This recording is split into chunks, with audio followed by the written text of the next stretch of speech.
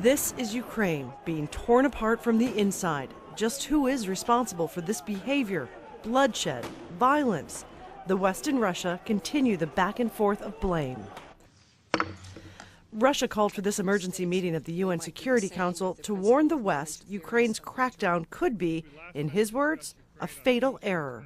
I would recall that before, Washington has always requested that the legitimately elected President Yanukovych not use force against its people, threatening everything.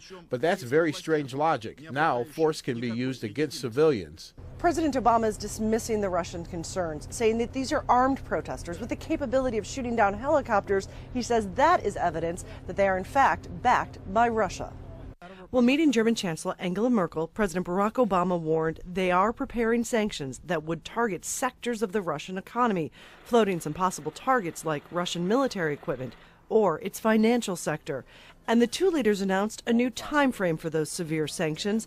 The president had warned they would only be imposed if Russia's military moved into Ukraine. Now, interfering in the upcoming election would be enough.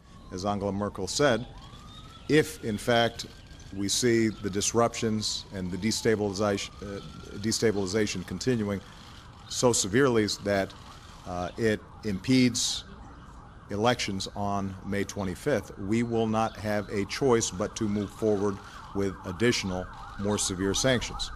World leaders have warned that could hurt the global economy. The message from Washington to Moscow, that's a risk they are willing to take. Patty Culhane, Al Jazeera, Washington.